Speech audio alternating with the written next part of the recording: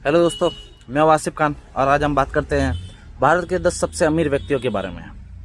चलिए स्टार्ट करते हैं। उससे पहले हमारे चैनल को सब्सक्राइब कर दीजिए, हंसते रहिए। नंबर 1 पे हैं मुकेश अंबानी जी।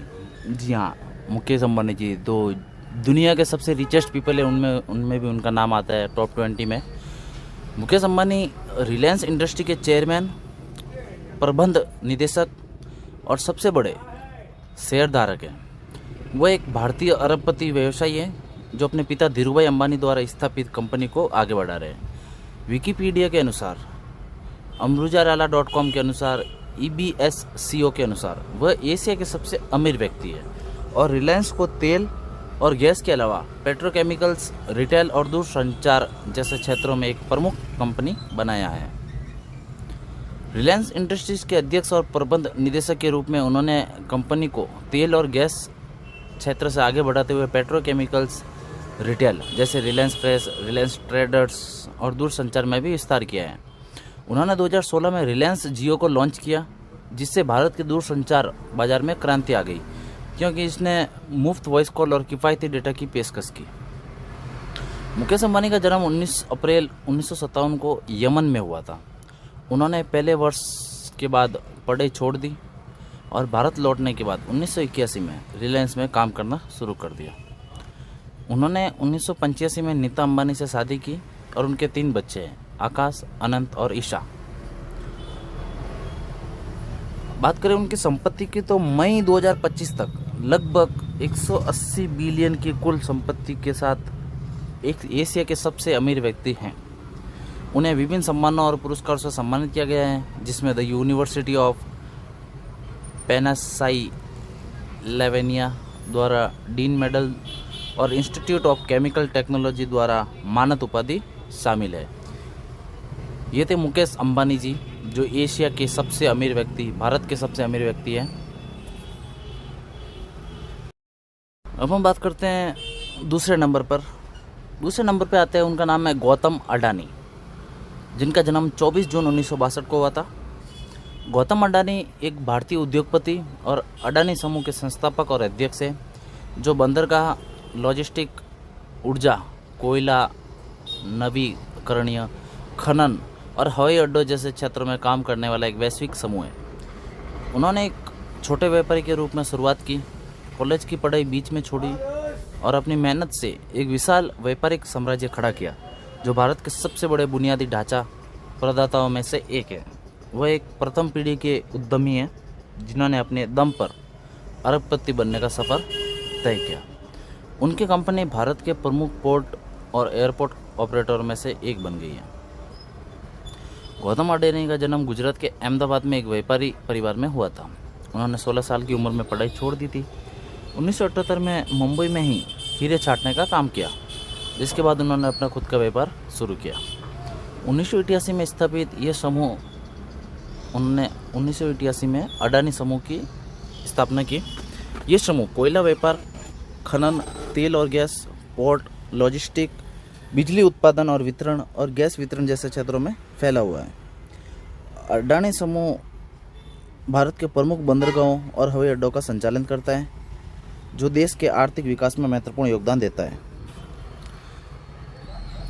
वह दुनिया के सबसे प्रभावशाली और अमीर व्यक्तियों में से एक माने जाते हैं। हालांकि 2023 में उन पर स्टॉक हेरफेर और धोखाधड़ी के आरोप लगे, जिसके बाद उनके शेयर के मूल्यों में बड़ी गिरावट आई थी। अडानी डिफेंस और एरोस्पेस के माध्यम से समूह रक्षा क्षेत्र में भी सक्रिय हैं, गोला बारूद और मिसाइलों का निर्माण भी करते हैं। अब बात करें इनके संपत्ति की तो गौतम अडानी की कुल संपत्ति लगातार बदलती रहती है, लेकिन हाल की रिपोर्ट्स 2025 के अंत तक के अनुसार ये लगभग 79.7 यानी 79.7 बिलियन डॉलर, करीब 7.7 लाख करोड़ रुपए से 92 बिलियन डॉलर, लगभग 8.15 लाख करोड़ रुपए तक उनकी संपत्ति मानी जाती है, जिससे वह भारत के दूसरे सबसे अमीर व्यक्ति और दुनिया के टॉप 20 में से भी एक है, जिसमें उनके अडानी समूह की विभिन्न कंपनियां का बड़ा योगदान है। अब हम बात करते हैं नंबर 3 की। नंबर 3 पे आती है सावित्री जिंदल। जी हाँ, सावित्री जिंदल 3 मार्च 2024 तक भारत की सबसे अमीर महिला और दुनिया की 50वीं सबसे अमीर व्यक्ति है। वह दुनिया की 7वीं सबसे अमीर माँ है और अपने पति द्वारा किए गए सार्वजनिक कार्यों में योगदान देती है। उन्हें अखिल भारतीय तेरापंथ महिला मंडल द्वारा 2008 में आचार्य तुलसी कर्तव्य पुरस्कार से सम्मानित किया गया था। बात करें इनके जन्म के बारे में तो सावित्री देवी जिंदल का जन्म 20 मार्च 1950 को हुआ। एक भारतीय व्यवसायी और राजनीतिज्ञ है। वह ओपी जिंदल समूह की मानद अध्यक्ष है। वह महाराजा अग्रसेन मेडिकल कॉलेज आगरा की भी अध्यक्ष है। जून 2024 तक जिंदल परिवार की कुल संपत्ति 40 अरब डॉलर आंकी गई थी। ओपी जिंदल समूह की शुरुआत 1952 में पेशे से इंजीनियरिंग ओपी जिंदल द्वारा की गई। यह इस्पात, बिजली, खनन, तेल और गैस का समूह बन गया। उनके व्यवसाय के इन 4 विभागों में से प्रत्येक को उनके 4 बेटे पृथ्वीराज, सज्जन, रतन और नवीन जिंदल द्वारा चलाया जाता है। जिंदल स्टील भारत में स्टील का तीसरा सबसे बड़ा उत्पादक है। ओम प्रकाश जिंदल भारत के इस्पात उद्योग के एक बड़े कारोबारी और राजनीतिज्ञ थे। वे जिंदल समूह के संस्थापक थे तथा हरियाणा राज्य की अर्थव्यवस्था में इस औद्योगिक परिवार का भारी योगदान माना जाता है। जिंदल ग्रुप की टोटल 3 मुख्य स्तंभ BC Jindal group, OP Jindal group और डीपी जिंदल ग्रुप है। सावित्री जिंदल, जिनकी आयु अभी 83 वर्ष है, उनका जन्म तिनसुकिया, असम में हुआ था। उन्होंने डिप्लोमा किया है भारतीय राष्ट्रीय कांग्रेस राजनीतिक दल से भी वो थी। सावित्री जिंदल भारत की सबसे अमीर महिला हैं और 2016 में 16वीं सबसे अमीर भारतीय, और 2025 तक आते आते ये तीसरी भारत की सबसे अमीर व्यक्ति बन गई। उन्हें 2008 में अखिल भारतीय तेरापंथ महिला मंडल द्वारा पुरस्कार दिया गया।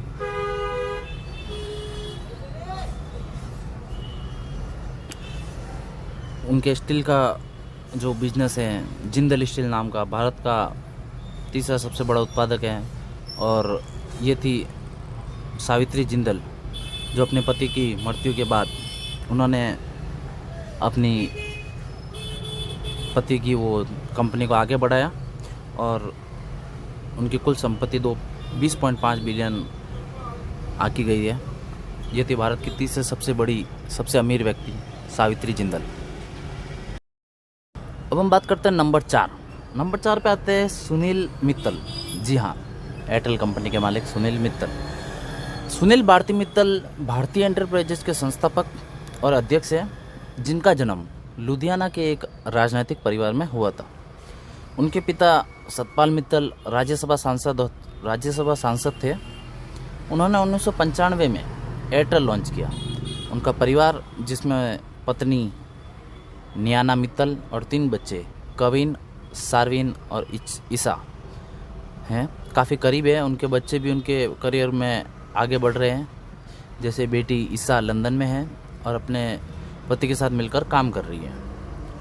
उनके पिता सतपाल मित्तल, जो राज्यसभा सांसद रह चुके थे, एक प्रतिष्ठित परिवार से थे। उनकी मां का नाम है ललिता मित्तल, जिन्होंने परिवार को मूल्यों से जोड़े रखा। उनके भाई का नाम है राजन मित्तल और राकेश भारती मित्तल, जो उनके व्यवसाय में सहयोगी रहे। उन्होंने मसूरी के विनबर्ग एलन स्कूल और सिंधिया स्कूल से पढ़ाई की और पंजाब विश्वविद्यालय से ग्रेजुएशन किया। 18 साल की उम्र में 20,000 रुपये से साइकिल पार्ट्स का काम शुरू किया।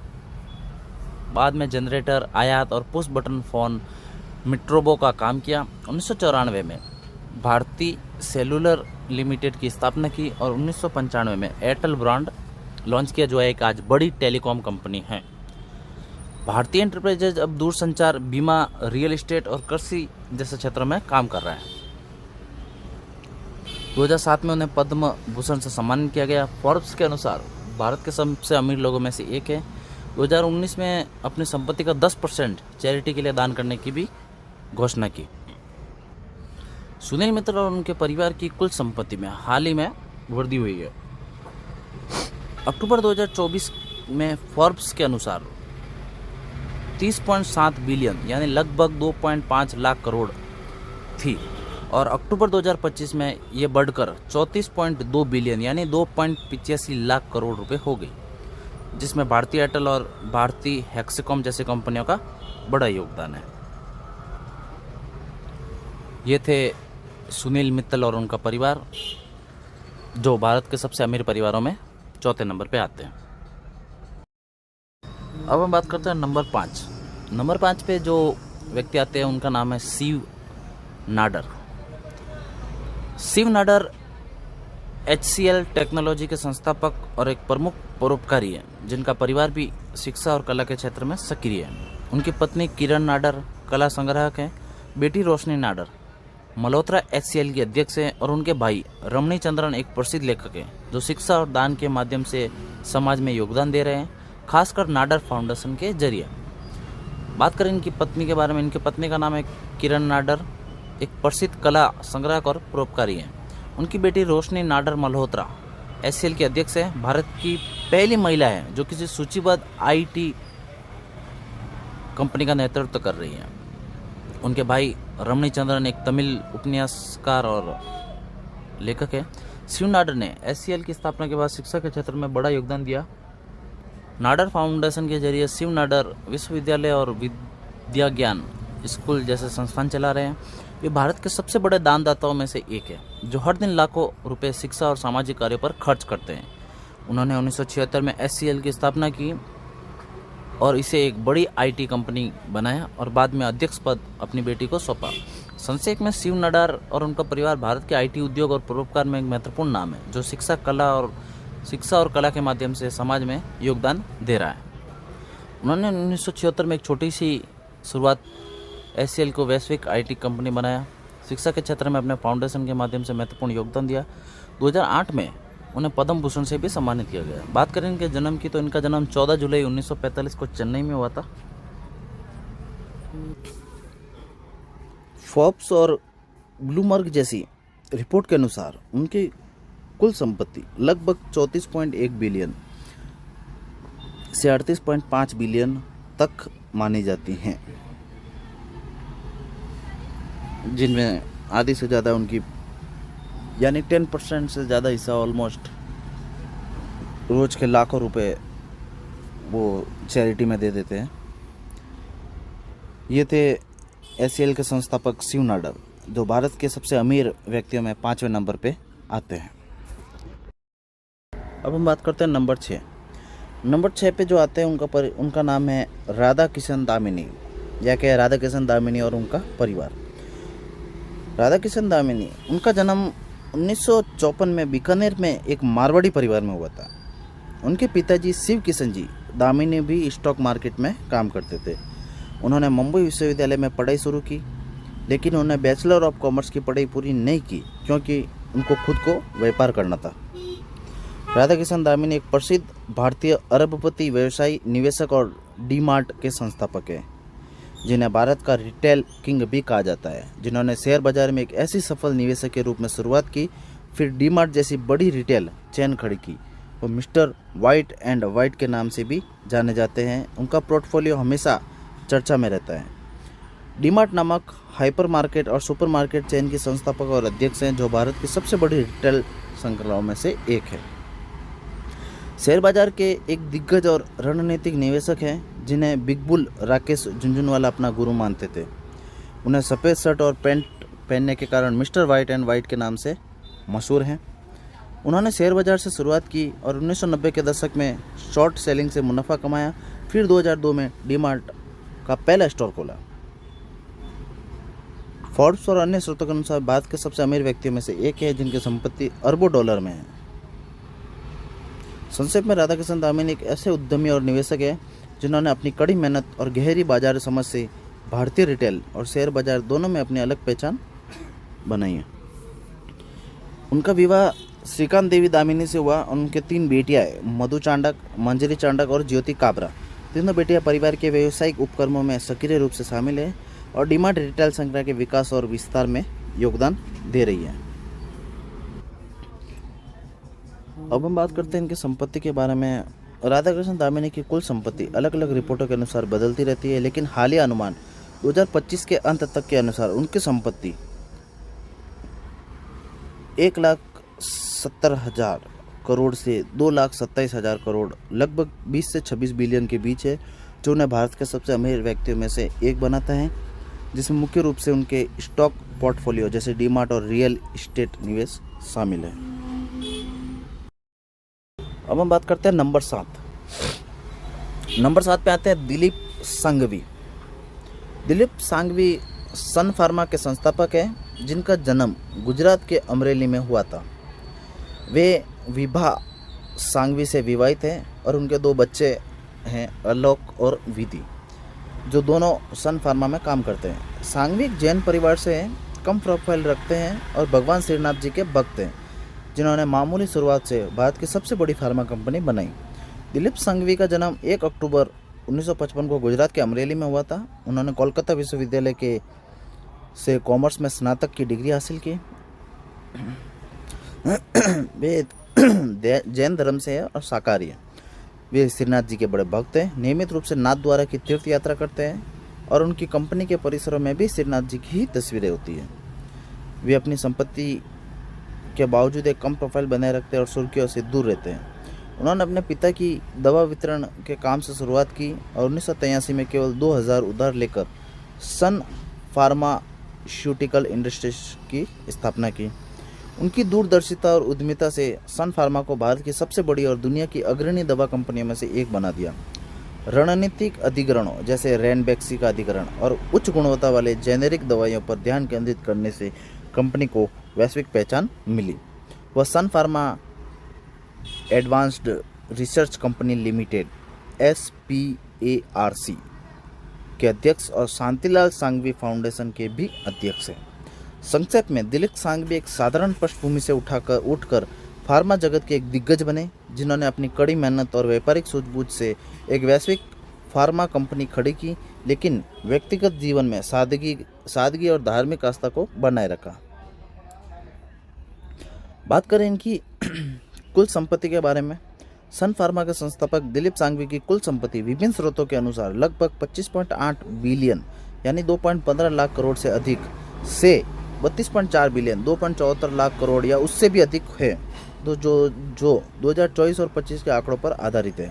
और वो भारत के सबसे अमीर व्यक्तियों में से एक है, जिन्होंने 10,000 और 2 कर्मचारी से सन फार्मा को एक वैश्विक दिग्गज कंपनी बनाया। ये थे दिलीप सांघवी साहब। नंबर 8 पे जो आते हैं वो हैं बजाज परिवार। जी हाँ, बजाज परिवार एक भारतीय औद्योगिक घराना है, जिसकी स्थापना जमनालाल बजाज 1889 से 1942 ने की थी, जो महात्मा गांधी के करीबी और स्वतंत्रता सेनानी भी थे। यह परिवार Bajaj auto motorcycle, Bajaj Finserv वित्तीय सेवा और बजाज इलेक्ट्रिकल्स जैसे क्षेत्रों में फैला हुआ है। यह परिवार अपने सादगी, राष्ट्रवाद और परोपकार के लिए जाना जाता है, जिसमें राहुल बजाज 1938 से 2022 जैसे प्रमुख सदस्य शामिल हैं, जिन्होंने समूह को आगे बढ़ाया और कई सम्मान प्राप्त किए। जमनालाल बजाज ने 1926 में बजाज समूह की स्थापना की, जो मूल रूप से एक व्यापारिक कंपनी थी और बाद में ऑटोमोबाइल, वित्त और बीमा जैसे क्षेत्रों में विस्तारित हुई। जमनालाल बजाज गांधी जी के अनुयायी थे और उन्हें खादी और स्वदेशी आंदोलन में महत्वपूर्ण भूमिका निभाई। परिवार में देशभक्ति, सादगी और समाज सेवा के मूल्यों को अपनाया। और जानकी देवी बजाज, जो जमनालाल जी की पत्नी थी, उन्होंने महिला सशक्तिकरण और ग्रामीण विकास में महत्वपूर्ण योगदान दिया।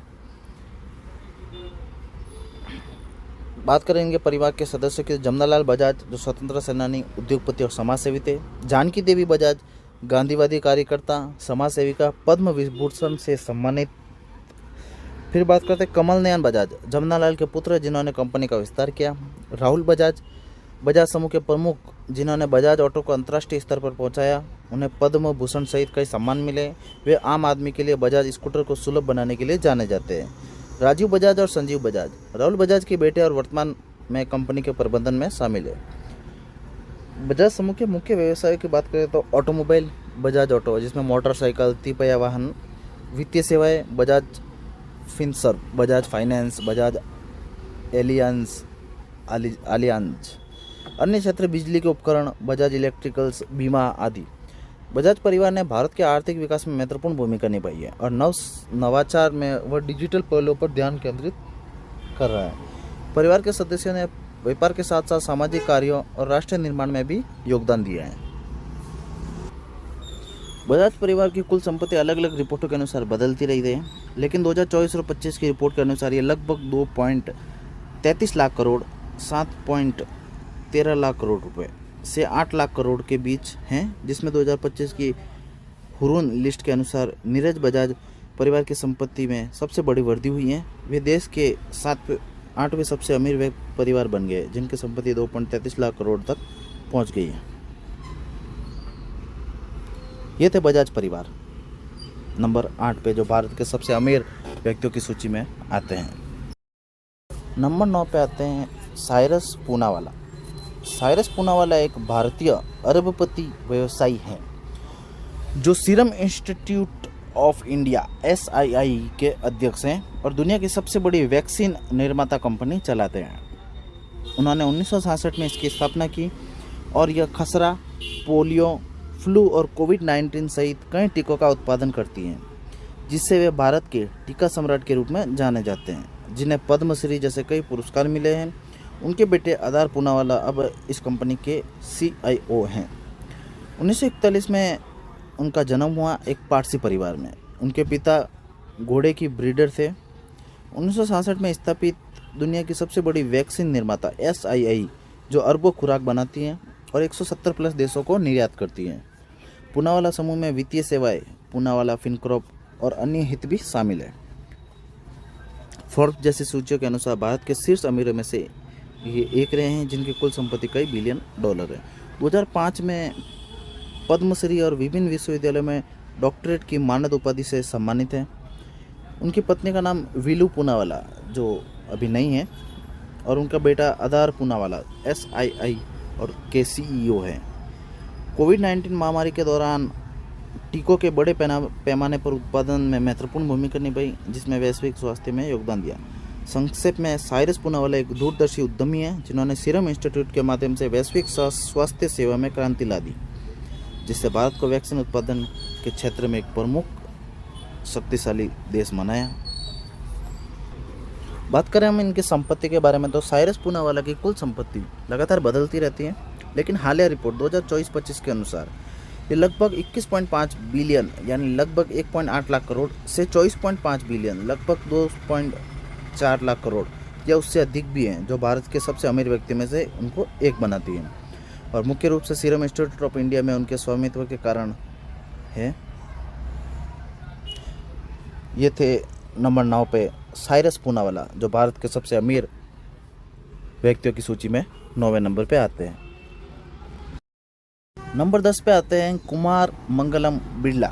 जी हाँ, कुमार मंगलम बिरला, जिनका जन्म 14 जून 1967 को हुआ था, आदित्य बिरला समूह के अध्यक्ष हैं, जो भारत के सबसे बड़े समूहों में से एक हैं। उन्होंने 28 साल की उम्र में अपनी पिता की मृत्यु के बाद 1995 में यह पद संभाला और उनके नेतृत्व में समूह को कारोबार 2 बिलियन से बढ़कर 66 बिलियन हो गया, जो 40 से ज़्यादा देशों में फैला हुआ है।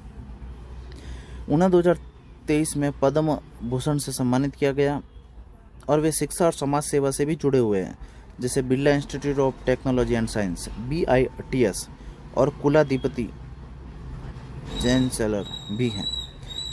उनका जन्म कलकत्ता में हुआ था। उनकी शिक्षा की बात करें तो शिडेनहैम कॉलेज मुंबई से graduation, chartered account London business school से MBA किया। उनके पिता आदित्य विक्रम बिरला और उनकी माता का नाम राजश्री बिरला है। आदित्य बिरला समूह के मुख्य अध्यक्ष हैं। उनकी प्रमुख कंपनियां Grasim, Hindalco, UltraTech cement, idea cellular, Aditya Birla fashion और रिटेल आदि हैं।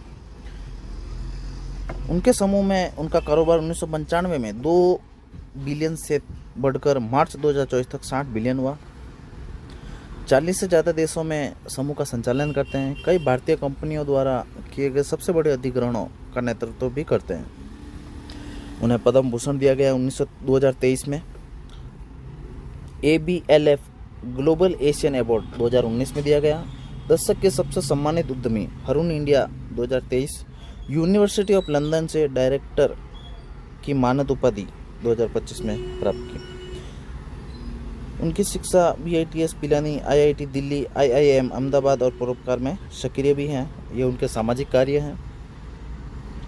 28 साल की उम्र में उन्होंने कारोबार संभाला तो उनके सामने बड़ी चुनौतियाँ थी, लेकिन उन्होंने दूरदर्शिता और कड़ी मेहनत से समूह को वैश्विक स्तर पर पहुंचाया। उन्होंने समूह को धातुओं, सीमेंट, वस्त्र, फैशन, वित्तीय सेवा और द्वारा दूरसंचार जैसे क्षेत्रों में भी फैलाया। कई कंपनियों का अधिग्रहण किया। बिल्डर समूह ट्रस्टीशिप, न्यासधारिता के सिद्धांत पर काम करता है, जिसका मतलब है कि समाज के प्रति अपनी जिम्मेदारी समझते हैं और कल्याणकारी कार्यों में संलग्न होते हैं।